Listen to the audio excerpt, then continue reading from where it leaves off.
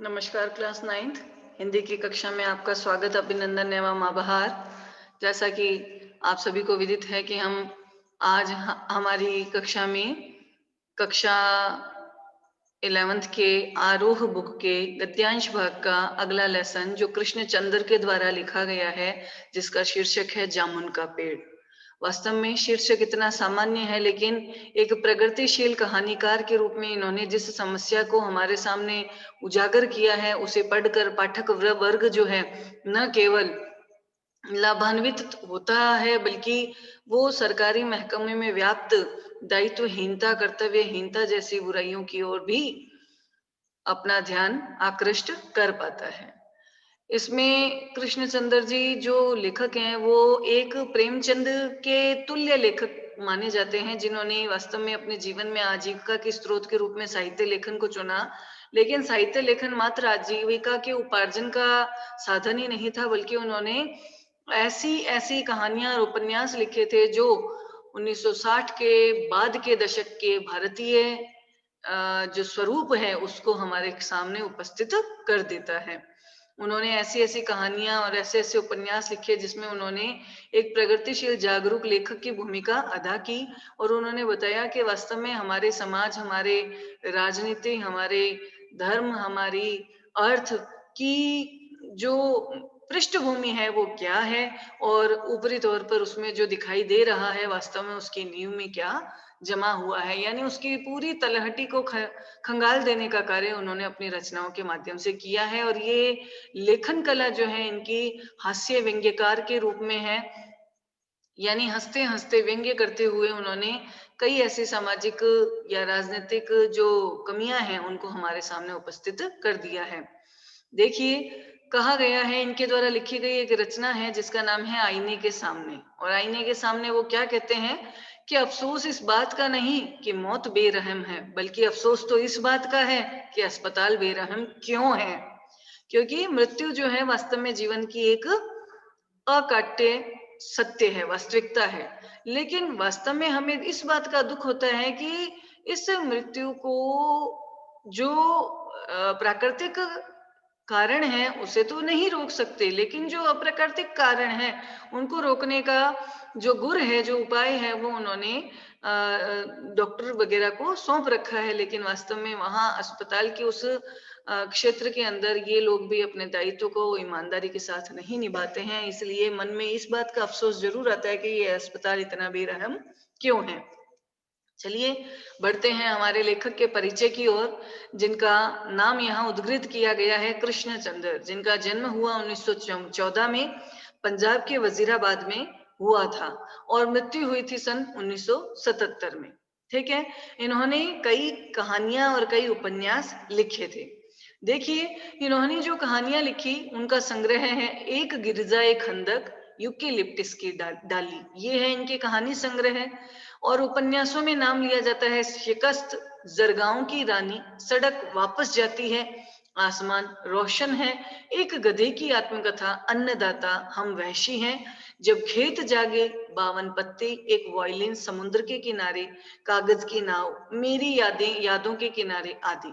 इनको अपने साहित्य लेखन कार्य के लिए साहित्य अकादमी जैसे महान पुरस्कार से भी पुरस्कृत किया गया, तथा अन्य पुरस्कार भी इनके नाम में दर्ज किए गए।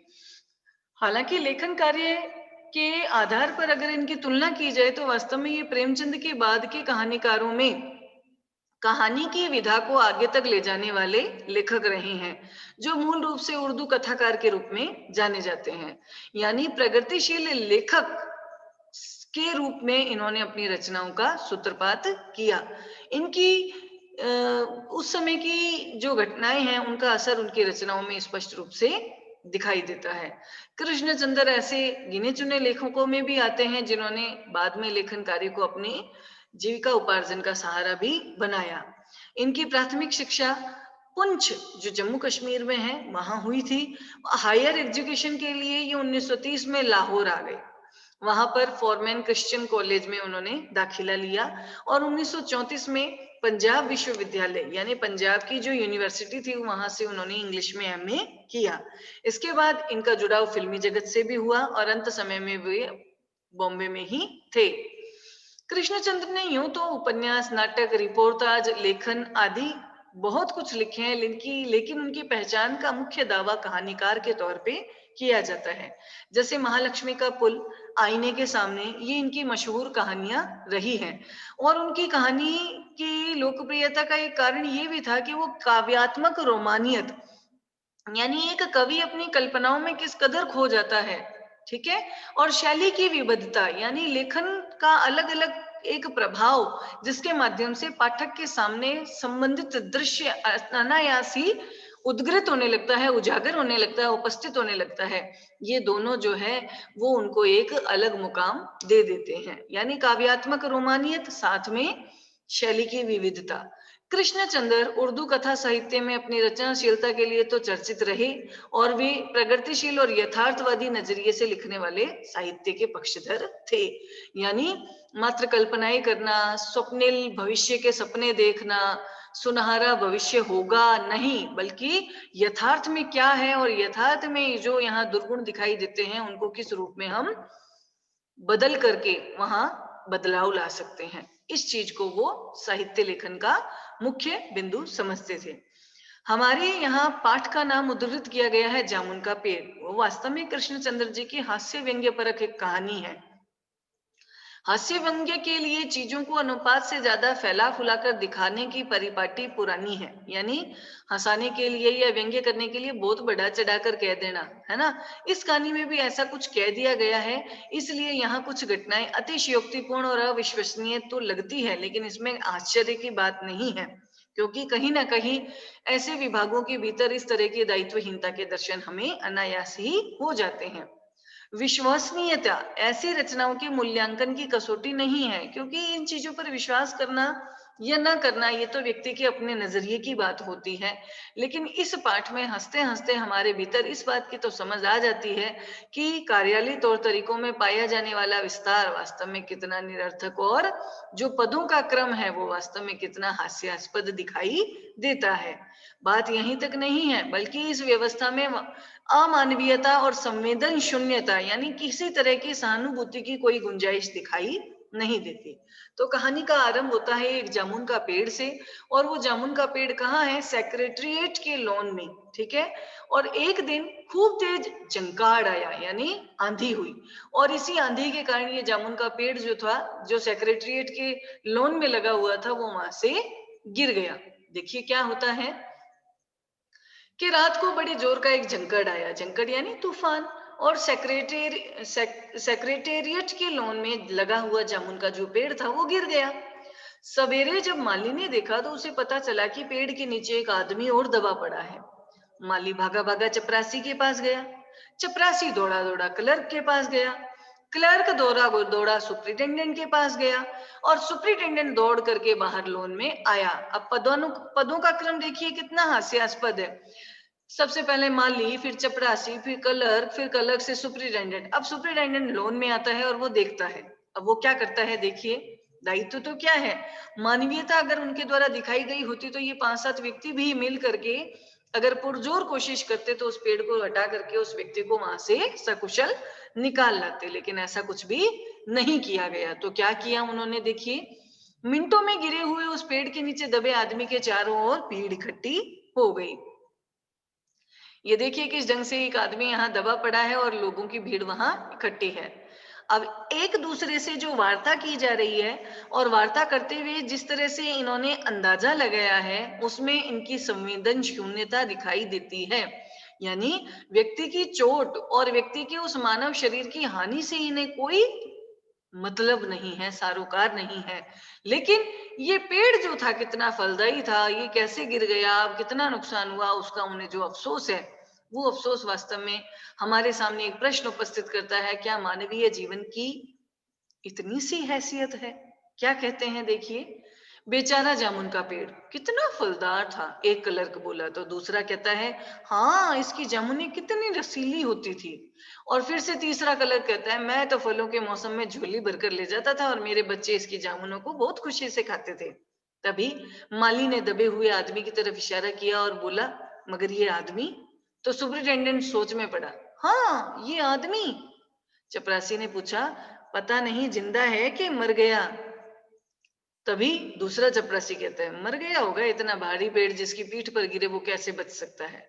लेकिन दबे हुए उस आदमी ने बड़ी कठिनाई से कराहते हुए कहा, नहीं, मैं जिंदा हूं। जिंदा है? एक क्लर्क ने ताज्जुब से कहा, बताइए। तो माली ने सुझाव दिया, भाई पेड़ को हटाकर इसे जल्दी से निकाल लेना चाहिए। तभी एक कामचोर चपड़ासी बोला, मुश्किल मालूम होता है, पेड़ का तना देखो कितना भारी और वजनी है।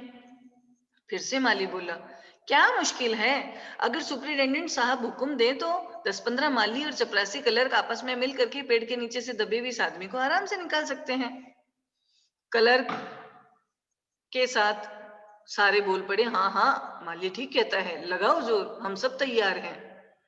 एक साथ जैसे ही बहुत सारे लोग पेड़ उठाने के लिए तैयार हुए, तुरंत सुपरिटेंडेंट बोला, ठहरो, मैं पहले अंडर सेक्रेटरी से पूछ के आता हूं। अंडर सेक्रेटरी के वो जैसे ही पास गया तो अंडर सेक्रेटरी डिप्टी सेक्रेटरी के पास चला गया।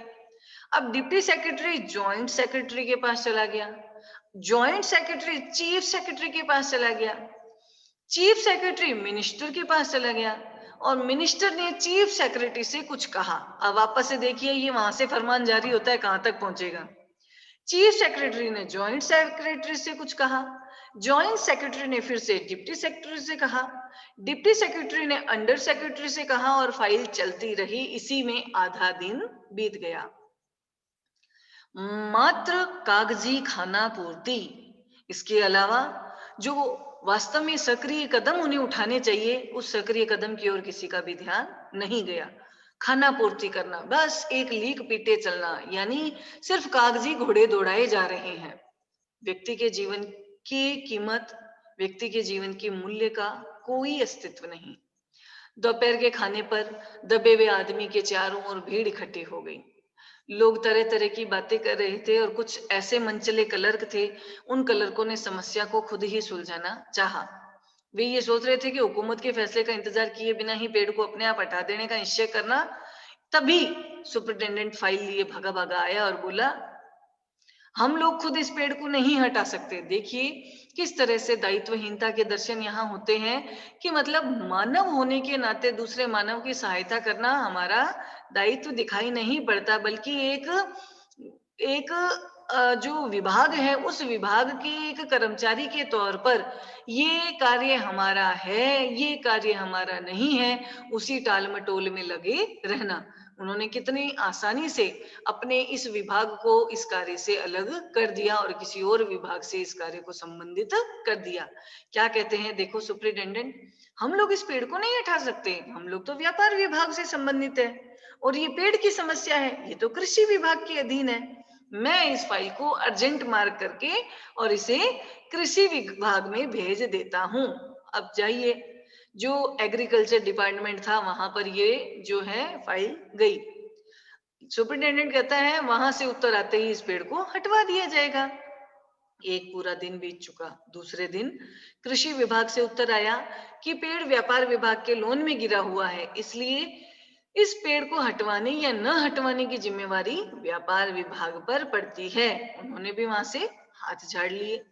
ये उत्तर पढ़कर व्यापार विभाग को गुस्सा आया और उन्होंने फौरन लिखा कि पेड़ को हटवाने या न हटवाने की जिम्मेवारी कृषि विभाग पर ही होती है, व्यापार विभाग का इससे कोई संबंध नहीं है। दूसरे दिन भी फाइल चलती रही। शाम को जवाब आ गया। क्या आया, हम इस मामले को हार्टिकल्चर डिपार्टमेंट के हवाले कर देते हैं, क्योंकि वास्तव में ये एक फलदार पेड़ था और एग्रीकल्चर डिपार्टमेंट अनाज और खेतीबाड़ी के मामले में फैसला करने का पूरा हक रखता है। इसलिए जामुन का पेड़ चूंकि बहुत ज्यादा फलदार था, इसीलिए ये जो पेड़ है इसका मामला हार्टिकल्चर डिपार्टमेंट के पास जाना चाहिए। रात को माली ने दबे हुए उस आदमी को दाल भात खिलाया। यहाँ तक थोड़ी बहुत उसकी मानवीयता के दर्शन होते हैं, जबकि उसके चारों तरफ पुलिस का पहरा था। कहीं कोई लोग कानून को अपने हाथ में लेकर के इस पेड़ को खुद हटवाने की कोशिश ना करें। मगर एक पुलिस कांस्टेबल को उस पर दया आ गई और उसने माली को आवाज दी और आदमी को कहानी खाना खिलाने की इजाजत दे दी। माली ने दबे हुए आदमी से कहा, तुम्हारी फाइल चल रही है, उम्मीद है कल तक फैसला हो जाएगा। दबा हुआ आदमी बेचारा कुछ नहीं बोला। माली ने पेड़ के तने को ध्यान से देखा और कहा, अच्छा हुआ कि तना तुम्हारे कूल्हे पर गिरा, अगर कमर पर गिरता ना तो रीढ़ की हड्डी टूट जाती। दबा हुआ आदमी फिर भी कुछ नहीं बोला। माली फिर से कहता है, तुम्हारा यहाँ कोई वारिस है तो मुझे उसका अता पता दे दो, मैं उन्हें खबर पहुंचाने की कोशिश कर दूंगा। उस दबे हुए आदमी ने कहा, नहीं, मैं लावारिस हूं। उस आदमी ने ये बात बड़ी मुश्किल से कही क्योंकि उसको दर्द के मारे कराहना हो रही थी। माली खेद प्रकट करता हुआ वहां से चला गया। अब तीसरे दिन हार्टिकल्चर डिपार्टमेंट से फिर से जवाब आया और ये जवाब बड़ा ही कड़ा था और व्यंग्यपूर्ण था। क्या कहता है देखिए, हार्टिकल्चर डिपार्टमेंट का सेक्रेटरी साहित्य प्रेमी आदमी जान पड़ता था, तो उसने लिखा, आश्चर्य है इस समय जब हम पेड़ लगाओ की स्कीम को ऊंचे स्तर पर चला रहे हैं, हमारे देश में ऐसे सरकारी अफसर भी मौजूद हैं जो पेड़ों को काटने का सुझाव देते हैं, वह भी एक फलदार पेड़ को, वह भी जामुन के पेड़ को, जिसके फल जनता बड़े चाव से खाती है। हमारा विभाग किसी हालत में इस फलदार वृक्ष को काटने की इजाजत नहीं दे सकता। ये देखिए सरकारी कार्यशैली की किस तरह से दायित्वहीनता, कर्तव्यहीनता यहाँ प्रदर्शित होती है। अब क्या किया जाए? इस पर एक मंचले ने कहा कि अगर पेड़ नहीं काटा जा सकता तो इस आदमी को ही काट कर निकाल लो। लो जी, कितनी संवेदन शून्यता दिखाई देती है। इंसान को अगर तुम दो टुकड़ों में विभाजित कर दोगे तो क्या उसमें जीवन बचेगा? उस आदमी ने इशारे से बताया, ये देखो, अगर इस आदमी को ठीक बीच में से यानी धड़ में से काट दिया जाए ना, तो आधा आदमी इधर निकल जाएगा और आधा आदमी उधर से निकल जाएगा, पेड़ वहीं का वहीं। मगर इस तरह तो मैं मर जाऊंगा, दबे हुए आदमी ने आपत्ति करते हुए कहा। क्लर्क बोला, ये भी ठीक कहता है। आदमी को काटने वाली इस युक्ति को प्रस्तुत करने वाले ने भरपूर इसका विरोध किया। आप जानते नहीं हैं, आजकल प्लास्टिक सर्जरी कितनी उन्नति कर चुकी है। मैं तो समझता हूँ अगर इस आदमी को बीच में से काट कर निकाल लिया जाए और प्लास्टिक सर्जरी के द्वारा इसके धड़ के स्थान से इस आदमी को फिर से जोड़ दिया जाएगा। इस बार फाइल को कहाँ भेज दिया, यानी ये मेडिकल डिपार्टमेंट का काम है। अब उसे भेज दिया गया मेडिकल डिपार्टमेंट में। उन्होंने फौरन एक्शन लिया। जिस दिन फाइल उनके विभाग में आई, उसके दूसरे ही दिन उन्होंने अपने विभाग का सबसे योग्य प्लास्टिक सर्जन छानबीन के लिए वहां भेज दिया। सर्जन वहां पहुंचा, उसने दबे हुए आदमी को अच्छे से टाल मटोल कर देखा, उसका स्वास्थ्य देखा, खून का दबाव देखा, नाड़ी की गति देखी, दिल और फेफड़ों की जांच की और रिपोर्ट पेश कर दी। इस रिपोर्ट में उसने लिखा कि इस आदमी की प्लास्टिक सर्जरी तो हो सकती है, लेकिन ये ऑपरेशन सफल होगा या नहीं होगा, आदमी जिंदा रहेगा या मर जाएगा, इसके विषय में कुछ नहीं कहा जा सकता। अब ये फैसला भी रद्द कर दिया। रात को माली ने दबे हुए आदमी के मुंह में फिर से खिचड़ी खिलाई और उसे बताया कि अब तो मामला बहुत ऊपर चला गया है। सुना है कल सेक्रेटरीट के सारे सेक्रेटरियों की मीटिंग होगी और उसमें तुम्हारा केस भी रखा जाएगा। उम्मीद है सारा काम हो जाएगा। दबे हुए आदमी ने एक आह भरते हुए धीरे से फरमाया, क्या कहता है देखिए, ये तो माना कि तगाफुल ना करोगे, ये तो माना कि तगाफुल ना करोगे, लेकिन खाक हो जाएंगे हम तुमको खबर होने तक। यानी मुझे पता है कि तुम जरा सी भी देरी नहीं करोगे, थोड़ी सी भी कमी नहीं रखोगे, कोई त्रुटि नहीं करोगे, लेकिन जब तक तुम मेरी खबर ले पाओगे तब तक मैं खुद यहाँ से खाक हो जाऊंगा, अर्थात मर जाऊंगा। माली ने अचंबे से मुंह में उंगली दबाई और चकित भाव से बोला, अरे क्या तुम शायर हो? दबे हुए आदमी ने धीरे से सिर हिलाया। दूसरे दिन माली ने चपरासी को बताया कि चपरासी ने क्लर्क ने हेड क्लर्क को, और थोड़ी देर में ये सारी अफवाह सेक्रेटरीट में फैल गई कि वास्तव में ये आदमी तो शायर है। बस फिर क्या था, लोगों का झुंड, झुंड का झुंड शायर को देखने के लिए वहां पर उमड़ पड़ा। इसकी चर्चा शहर में भी फैल गई और शाम तक गली गली से शायर जमा होने लगे। सेक्रेटरीट का लॉन भांति भांति के कवियों से भर गया और दबे हुए आदमी के चारों ओर कवि सम्मेलन का सा वातावरण उत्पन्न हो गया। सेक्रेटरीट ने कई कलर को अंडर सेक्रेटरी तक, जहां तक साहित्य और कविता से उनको लगाव था, उन सबको वहां इकट्ठा कर लिया, रोक लिया। कुछ शायर दबे हुए आदमी को अपनी कविताएं और दोहे सुनाने लगे और कई क्लर्क उनको अपनी कविताओं पर आलोचना करने के लिए मजबूर करने लगे। अब क्या होता है, क्या वो व्यक्ति सकुशल बाहर निकल पाएगा? क्या उसके जीवन की रक्षा हो पाएगी? क्या सरकारी जो विभाग है उसमें जो कर्तव्य को निभाने वाले अधिकारी हैं वो अपने कार्य को अच्छे से निष्पादित कर पाएंगे? इसके विषय में चर्चा हम कल की कक्षा में करेंगे। फिलहाल आज की कक्षा में यहाँ तक इस पाठ का जो हमने वाचन किया है उसके बारे में जानकारी हासिल की है। उसके आगे की जानकारी हम कल की कक्षा में लेंगे। धन्यवाद आज के लिए।